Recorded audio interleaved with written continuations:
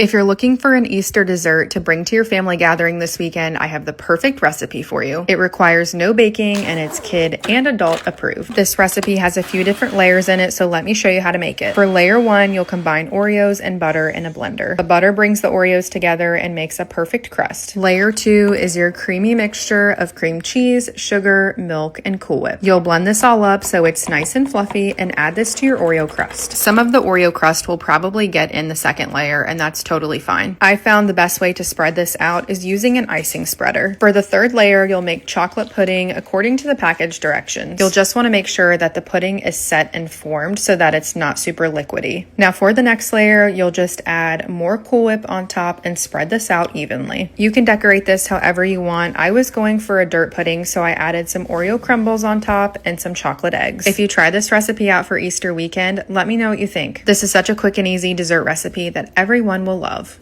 Tonight for dinner, I made crock-pot honey garlic chicken and noodles. This one was so good, my husband, who never eats leftovers, ate this the next day. Start out by adding all of your marinade ingredients directly into your crock-pot. Unless, of course, you really like doing dishes, then by all means, put this in a separate bowl, then dump it back in your crock-pot. Add your chicken thighs into the crock-pot along with 1 red bell pepper and half of a red onion. You can use whatever veggies you like. This is just what I happen to have on hand, and it worked really well for this dish. You'll throw a few pats of butter on top of the chicken, then cook this for the next few hours. In total, I cooked mine on low for 5 hours and the chicken was nice and tender. Once your chicken is done, shred it up, then add it back into your crock pot. I then boiled 4 packs of ramen noodles. I found these Japanese style noodles at Walmart, but you can probably get them at any store. Add your cooked noodles right into your chicken, mix everything up, and it's good to go. I topped our noodles with some sesame seed and green onion. If you try this recipe out, let me know what you think. As always, make sure to check out my page for other easy crock-pot meals and follow along for more. Let me make hitting your protein goals a whole lot easier this holiday season by prepping my festive cranberry salsa chicken salad. This is the perfect high protein dish that you can make ahead of time and have ready to go whenever you're needing something quick, healthy, and satisfying. You can either eat it with crackers or spread some on a tortilla and make a nice little roll up for you or your kids' lunches. If you have never had cranberry salsa, it is a popular holiday appetizer that is paired with cream cheese. So I'm recreating that appetizer by adding my shredded chicken to make it high protein and more filling. You can use a rotisserie chicken or cook your own. You want to shred that and then add in the cranberry salsa ingredients. You're going to mix together the ingredients for the cream cheese, add that in, and that is it. You can serve it up with crackers. I like to spread a little bit of goat cheese on my cracker or on my tortilla, roll it up, and call it a day. Enjoy. I know some of you out there might be hosting Thanksgiving and don't plan to feed a large crowd, and therefore you don't need a whole turkey, which is why I'm sharing my whole roasted Thanksgiving chicken, which is the perfect substitute for a massive turkey. It's rubbed with an herb and orange zest butter, and I've paired it with a homemade cranberry gravy made from the aromatic chicken juices. It's all super easy to make and takes less time in the oven, so you aren't rushing to get all the sides made. You'll start by cutting some potatoes, onions, and oranges to put in your baking dish, then make the herb butter to slather on your bird. There's so much flavor in this butter, you want it to be in every nook and cranny, and then massage well into the skin. You're then going to stuff the chicken with oranges, onions, garlics, and herbs, tie the legs and place in the baking dish, and then put it in the oven. Cook for roughly 2 hours, then let it rest while you make the gravy. With all the juices and some fresh cranberries, you'll cook that up in a saucepan until it's really nice and thick. Your chicken should be ready to slice up and serve with the gravy, so this is sure to be a crowd pleaser. I know you're going to love it, so make sure you save it and give it a try. Enjoy. Tem dias que eu fico pensando na vida e sinceramente não vejo saída. Como é, por exemplo, que dá pra entender, a gente mal nasce e começa a morrer. Depois da chegada tem sempre a partida, porque não há nada sem separação. Sei lá, a vida é uma grande ilusão. Sei lá.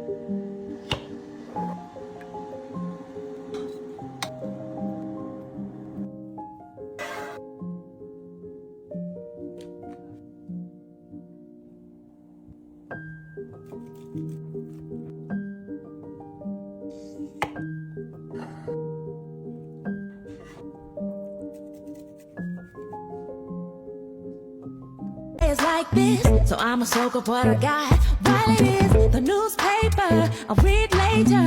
Right now I'm feeling so good. I'm feeling so good in my neighborhood.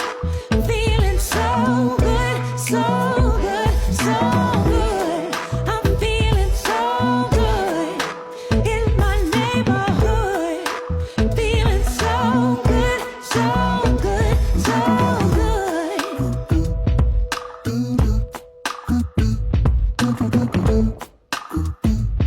This pasta has made me feel things I've never felt before.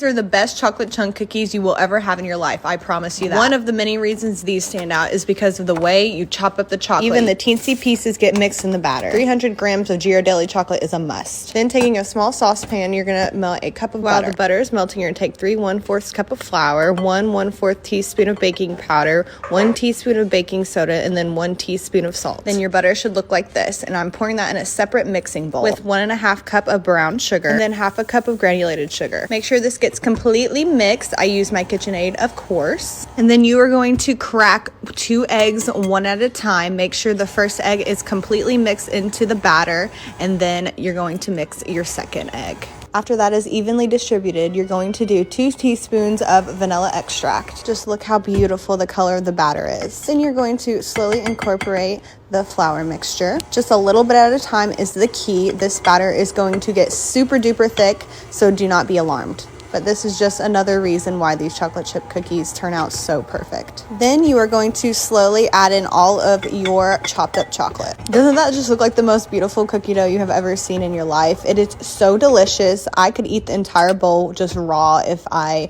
wanted to, but then I'd probably also get sick. But it is very important to cover this and then leave it in the fridge for 30 minutes. I like to clean up the kitchen while I'm waiting. Then after 30 minutes, I will take a ice cream scoop. Yes, an ice cream scoop to make these cookies so huge and thick. I will pack the cookie dough into the ice cream scoop and then kind of just guide it on there. And then I will always take a little bit of chocolate chips I left on the side and put them on top to make them extra pretty and chocolatey. Oh, also, whenever I stick the cookies in the fridge, I preheat my oven for 365 degrees, and then the cookies will bake for about 12 minutes. This recipe makes a little bit over a dozen cookies. There you have it, the most perfect chocolate chunk cookies ever. I hope you guys love them.